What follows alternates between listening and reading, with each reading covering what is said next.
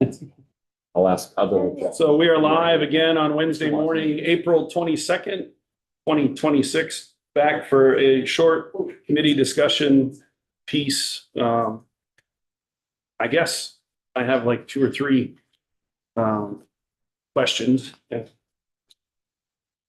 We could start with the well, certainly about the discussion about fees and a discussion about what we just heard and what we do or do not want to do.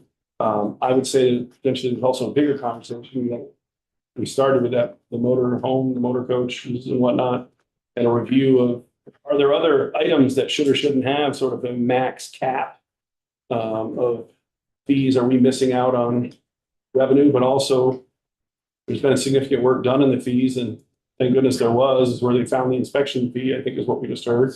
And if there hadn't been a review, now there may not be an increase coming. That might not politically, may or may not be able to be something we can do. Clearly, even the exercise was worthwhile because of the problems it points out, but then it might point out even a bigger issue of declining fees in areas that some people might jump over towards the idea that it's enforcement, but we don't know that. I guess what I'm asking is, for that long-winded view, is what do we want to do with this as a committee, and what do we want to hear about? And people have thoughts about whether how far we want to push in that, and do we think there's even down all the way to the direction potentially of language that says we want some kind of review or back? I don't know. I'm not sure we want to go that far, but or not. But the director of finance is going to tell us what the agency's position is, or what we want to do, and what more information do we want. So I've got about 7 questions in there. What more do we want to hear? Do we really want to do something in this direction? If so, what? And whatnot, and what is your reaction to what you've heard in fees yesterday and today? And does anybody want to go into that conversation? Representative Wells. Yeah, I'd like to see Bill Smith in here and talk about that 28% reduction in CDL licenses. That's a dramatic number, as Candace alluded to. I'm guessing employment. That can't be the normal number each year. We wouldn't have any trucks in 4 years. That's a staggering number. I like what Rep Casey had to say, is let's get public service in here with some data on, they had data that they presented to our joint meeting, like for the last, whatever it was, 10 years. What's the data on, tickets for registration and inspection?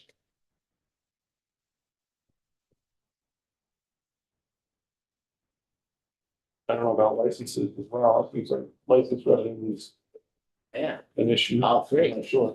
Representative White, you're up.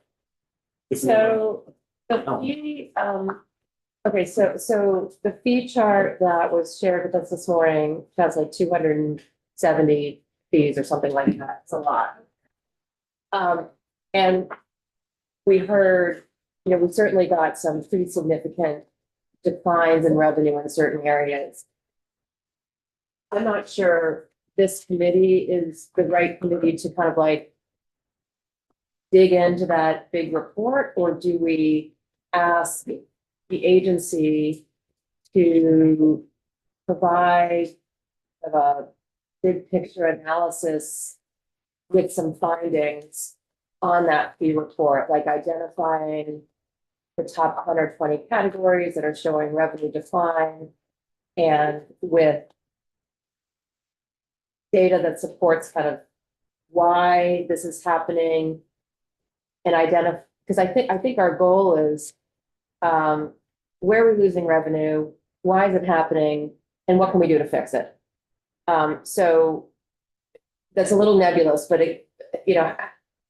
how do we work with the agency to ask them to do some of this analysis? And they really have the skill set to, I think, look at it more granular, with more granular detail, and come back to us with some recommendations. So whether that's a study that we ask, to come back in January, or I guess that's one of the things that I'm thinking about. The other part is I am in support of, I think we've learned that, and we've been told from the commissioner, like this temporary registration that's been a problem. They've stopped issuing them. But is there a plan for rectifying it? And what is that? Because we're still seeing a lot of, maybe just anecdotally, we're seeing a lot of those out there. So how are we going to solve that problem and start to regain what we think is some lost revenue there? And inspection stickers might be part of that also. Just in terms of like, we're seeing decline in inspections. What kind of enforcement is there? Is there an enforcement solution? And I'll stop there. I'm sure everybody else had their hand up or not. Oh, you were handed up. I'm sure you were pointing. No. Or if you were raising. I mean, it is a fairness thing, you know, that some people are paying and some people are, you know, not paying on purpose, let's say. And I don't know if you said it just now, but, you know, for the EV vehicles, now there's a check. Hey, did you get your inspection so that we can do the mileage? I don't know why we don't have that same exact thing for registrations. So, hey, we can't register your car if you haven't had an inspection in the last year. I think it's an interesting question. And again, it's really not trying to go after people. And, you know, the affordability is a real issue. But it also is fair because there are a lot of people that having a hard time affording their fees and they're paying them. So we gotta make sure everybody is. I'm not saying what we're gonna do, I just find that the question framed that way.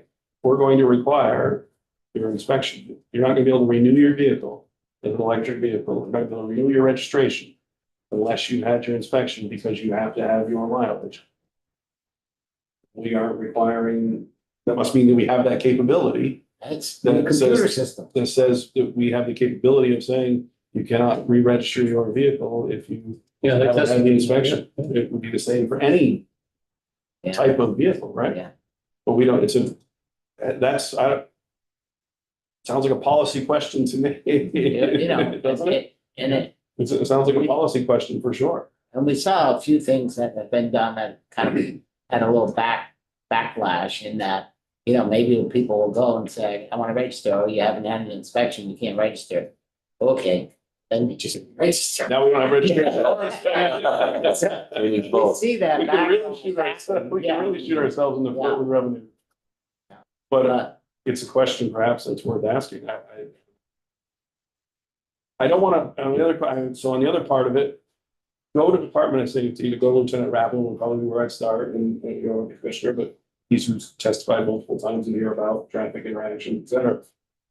I wanna make sure we have the data that we would supply in advance that we have, in addition to what they bring, and saying, here's why we're going down this path. We're gonna want you to be able to speak to that. We wanna make sure that we're not making an assumption that it's an enforcement issue, before I right, pursue that, I guess, too far. You know, like, Yeah. I'm not saying we don't have that data. I think we asked the Department of Motor Vehicles to come back with more data, based on today's testimony, but I do want to make sure that I don't want to walk into that with a preconceived notion that it's an enforcement problem. Even if it is, I want to make sure that we have the data in advance that says, here's why we think that. What do you think? And I don't think they would discredit that it's an enforcement issue. I think we testified last year, they're just what's on their plate and their priorities. That's the, you know, the bottom of the barrel. You know, they just, you know, a lot more outside, there's a lot more domestic violence. That's true. There's just a lot more things that they're dealing with that we gotta prioritize. I'm sure they're gonna say, well, you know, we got less man hours, women hours on the road to enforce those things, so. Not to speak for them, but I think that's what they sort of indicated, last year when we wanted to do the video. Person, so, Yeah. yeah, Yeah. you know, yeah, Bigger thirst for it. yeah. Yeah. Well, I also will say that when they're focused, as they did in maybe perhaps in Burlington or in other areas, when they're directed and focused, it's amazing what they do accomplish. So, whatever the case, I think the registration and inspection thing is probably I think it's kind of pretty considerable. I think it's a lot of money. Somebody's gonna have to enforce it. I mean, there's a lot of paper plates out there. She said the paper plates aren't even supposed to be out there anymore. There's a lot of them. That's the way I understood the testimony, that they suspended the program October 15th. 60 days from then. I think if you took one enforcement officer and went along through parking lots, you might gather his salary quickly. Yeah. I think we can As long all, as they we stay can all on this write side down of the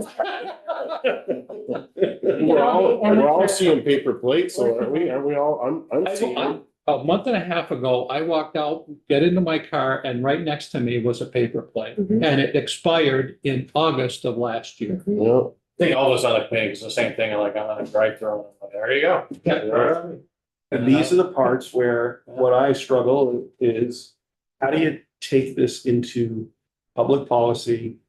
Whether it is or isn't into a bill, whether you manage it into who you call, and how do you change things? How do you actually go about? We see a clear problem, we think we need to do something. How do we actually do that?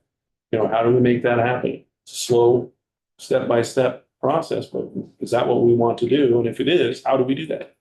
You know, that's sort of how I react to that to a certain degree. I don't disagree.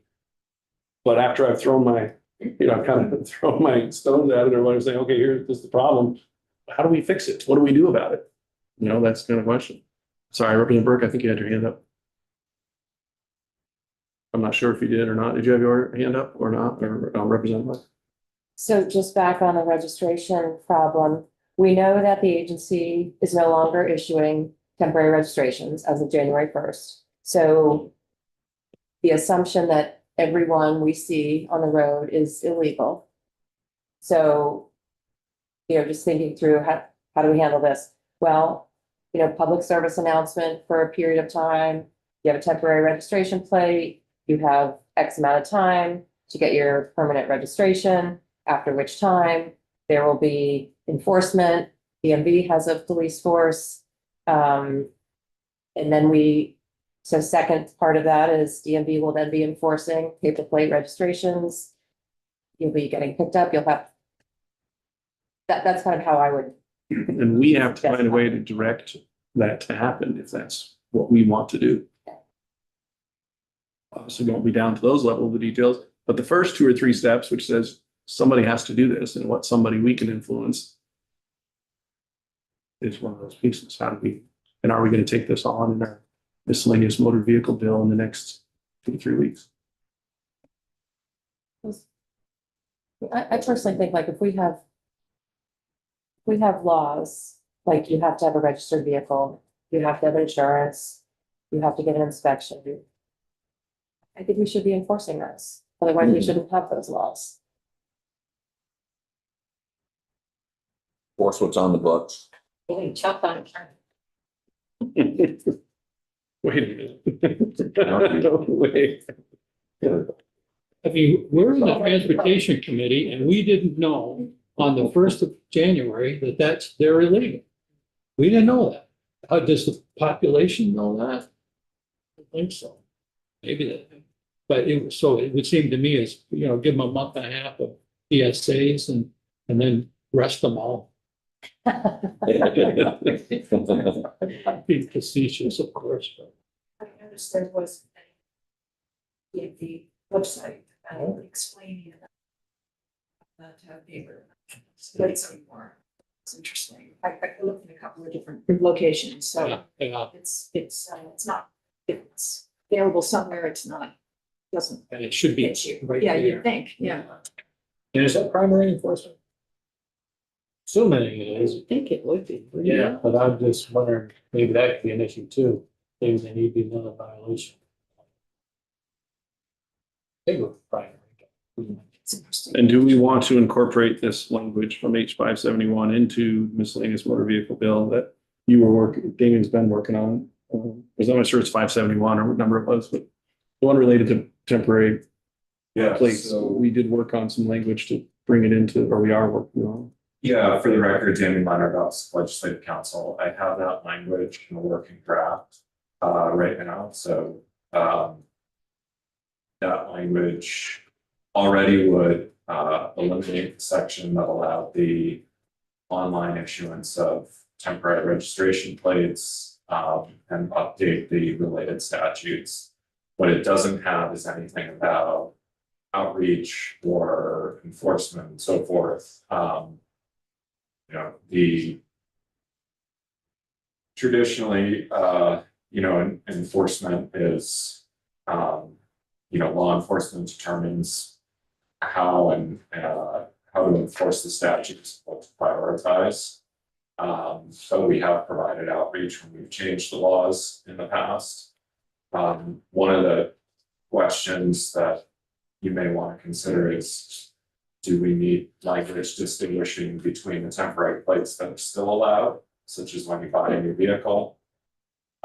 So dealer issued temporary plates, which are separate from these online issued temporary plates that you can print out at home. And I don't know enough about the enforcement mechanism to know whether there needs to be any differentiation in language, but I would defer to DMV and other law enforcement on that issue. I don't know if you're different enough that a law enforcement officer can tell. There's also the question of out-of-state temporary plates. Some of the plates may be from New Hampshire, New York, Massachusetts, etc. And I don't know how easily distinguished those are from one of the printed home plates. All of a sudden, immediately, they just, this is easy. I would like to use that as an example to any time one of your colleagues comes to you and say, well, it's simple, why don't you just fix it? I would like you to use that as a good example of the many, that nothing is as simple as we would like it to be. It seems it, and that doesn't mean we're not gonna do it. I'm just saying it is amazing how quickly, how many of our colleagues always say, well, it's simple, just do it. Representative McCoy, you had a. So, I thought that dealerships now had real plates to issue immediately. Yeah. So where would the temporary plates? So that may be something that's worth clarifying. I know Okay. as of last fall, or was that the year before? The year before, they were still issuing Right, so but I temporary thought plates, but- effective January 1, I Okay. thought, well, I think that's something we should double check with DMV If with. that's the case, then it would be much easier. It would be much easier, and if they're New Hampshire, I mean, if they see a plate, and I mean, I would pull it over anyway, they don't have any purview over New Hampshire or Massachusetts one. They'd have to let them go, but I mean, if it's a Vermont one, that's like a year old. But I don't know, let's double check to make sure that, I thought that they were giving out. I agree. plates. Remember, there was some conversation. I know the Ford dealership in Rutland just sold my son-in-law a brand new work van. That's got paper plate in the back, actually. It looks just like your same size as your regular plate. It's got the holes already in it, so it goes right in. But it looks like the old temporary plates they used to get. The ones Damien's talking about, the ones that you do at home, you could tell those are. They're paper. There's definitely a difference. I almost think the cardboard ones at the dealership, not all dealerships do this either. Because I know over the Toyota in White River, my other daughter bought a new car over there, that they came with a metal plate. So. All right, so I think I could say that from our perspective, we want Damien on the schedule for this piece, and we'd like DMP and Deputy Commissioner Russo to be there to comment on this piece, and then what adjustments we need to make the language. So if we can, I think Deputy Commissioner has that language, but we'll ask them to what it needs to be adjusted, and then put it on the schedule to come in and talk about it. And since our committee assistant is noting feverishly, I think we were moving forward on something. Okay. What about, I guess, think about, do we want to ask, I can ask also JFO about some kind of analysis on these fees. I did ask DMV to show us the top ones over a trend of time, whichever they can show us 5 or 10 years. I don't know about a study per se, but I just wonder sometimes, you would think this analysis would be happening inside the department now. Maybe it is. Maybe we just need them to tell us about what their plans are, but we may need a clarifier of some sort in the bill. Or maybe we can have the next time the deputy commissioner is in, this is part of what testimony we're asking, what's going on related to analysis of this and moving forward, and do we then need to feel that we need to add something, guiding instruction or whatnot? I certainly am not on to study committees. Reports aren't always bad, but an update is more what I'd like, but some level of instruction that where are we at? But represent what? Yeah, I'm wondering if Logan from JFO we'd want to have him in and ask him to comment on the structure and kind of help guide us towards best next steps. I know he's nonpartisan, but again, just the goal of identifying where revenue is going down, where we can recapture some of that. Gaps analysis. Yeah. Okay, well, those were the three subjects that I was, two subjects really, the fee issues and the temporary plates is what we're doing. I'd said we would only take 10 or 15 minutes, so we took 30, or no,